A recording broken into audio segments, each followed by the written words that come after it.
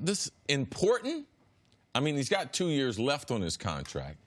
After discussions have led Zeke to believing that he was going to get a new contract, then it becomes more of a priority. Then it becomes more important. But Dallas does not have to sign Zeke to a contract extension. So in Zeke's world, it's very important. In Dallas's world, because Dak doesn't have a contract, Amari doesn't have a contract, I would say it's not the most important thing to them. So Zeke has the ability to be able to hold out, and that's what will make it a priority. Yeah. Now, going into there's other things that have to be worked out. It's not a matter of who's the best player.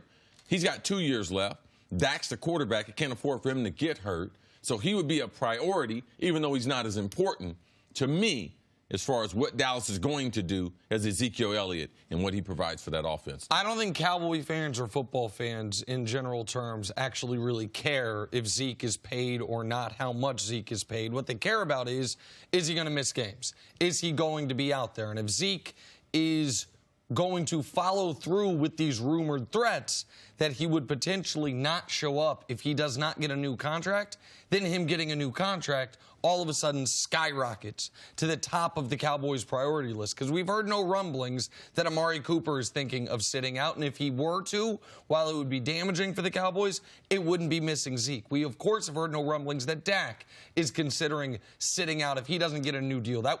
I can't remember the last time a quarterback sat out and missed time in a contract dispute. You had Carson Palmer sit out because he didn't want to be somewhere, but that wasn't about money. That was about location. So if Zeke if he's not bluffing, if it's a real threat, it becomes the most pressing issue for the Dallas Cowboys, because pick any number you want. Like, they're 16-3 when he goes for 100 yards and 16-13 when he doesn't. If you want to do rushing and receiving, 22-7 when he goes for 100 all-purpose, 10-9 when he doesn't. What those numbers mean is the Cowboys without Zeke, or without Zeke playing like Zeke, are a 500 football team. When Zeke plays the way we know he can, they are one of the most dynamic teams in the league. He is that much of a difference maker. And in what I consider to be an incredibly critical year for the Cowboys, you can't afford to have him missing any time, whether it be 1, 2, or 3 games start the season. So, Chris, who's got the leverage here? Is it the Cowboys because they know the off-the-field incidents that Zeke has been involved in and they can maybe hold that over him? Or is it Ezekiel Elliott? Because, like Nick said, he's basically the focal point of that entire offense. Right. I would say that a player being a first-round pick, because he was compensated, he was a top-5 pick, so he was already compensated going in. I would say a player that's a lower draft pick or a free agent and they have success, I think that they have more leverage, because Zeke can't cry poor. He can't cry, you know something? I've never gotten paid. I'm going to hold out to make sure that I have insurance policy. Well, you got paid the first time around. So this is a very difficult situation for Dallas to be able to finesse through, because Jerry Jones, and how I've known Jerry through the last 30 years, Jerry star players are going to get paid. But in the last couple years, you see Stephen Jones taking over more of that role, making more of the sound bites, comments about players' contracts. And he's a little less emotional than Jerry. He's not as close to the players as Jerry, and starts to bring a little common sense around the Cowboys. And I like that Jerry has this buffer with his son, because I believe ultimately it will help them as far as getting these deals done, Nick. But this era of Cowboys football, if we're being honest, it ended. We didn't know it, but the previous era ended when Tony Romo got hurt before the 2016 season, and this era began with the 2016 draft, with drafting Dak and Zeke. And let's just think about how these years have gone. Year 1 went as perfectly as one could imagine. Dak was 10 times better than anyone realistically expected as a 4th-round rookie. I would have to disagree with you a little bit on that one. Which one? Because remember, I told you, you said that first year. Oh, up until the regular season. I'll get to the playoff part. Because you said that first year went as good as possible. As anyone could have imagined, until there's about 30 seconds left in that playoff game. Like the Cowboys year 1, you have Dak, who no one had any expectations for, 4th-round pick. Zeke, who people had enormous expectations for. Zeke met him. Dak far exceeded him. They have the best record in the NFC. They have the 1 seed. They execute a 15-point fourth-quarter comeback and tie that game twice. and then lose at the gun on a field goal.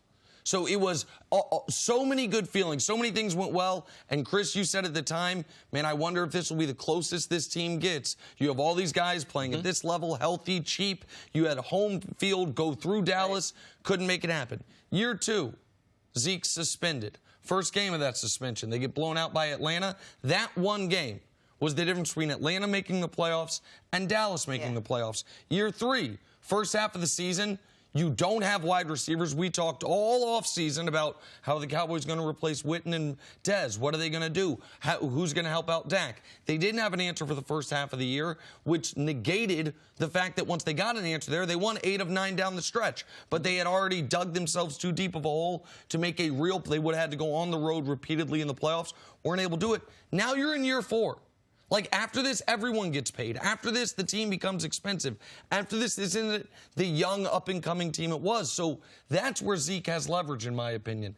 The Cowboys know how critical this year is organizationally, and that you can't squander year 1 because of a bad first half against Green Bay. Year 2 because of suspension. Year 3 because you don't have your wide receiver core. Year 4 because Zeke is holding out. That's where Zeke's leverage comes into play. So just give us a taste. If Zeke is showing up and he's playing and you've got Dak and you got Amari Cooper, the team as currently constructed, how good could they be if everyone is there? For Dallas fans that are thirsty for this to be the year after we went through all those years. Right. There's a number of things that I have to see. There's a number of holes in their offense.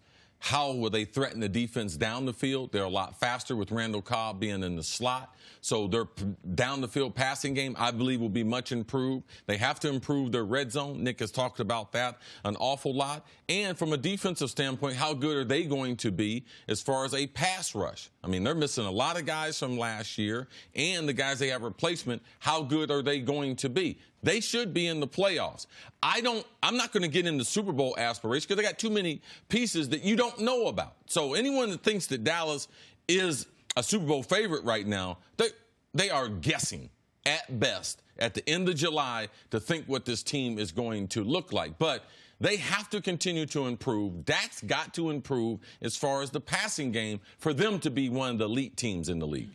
Thanks for watching. Subscribe here to get the latest from the show. Also, be sure to check out more of the best clips from First Things First, or go watch a few segments from our other shows on FS1.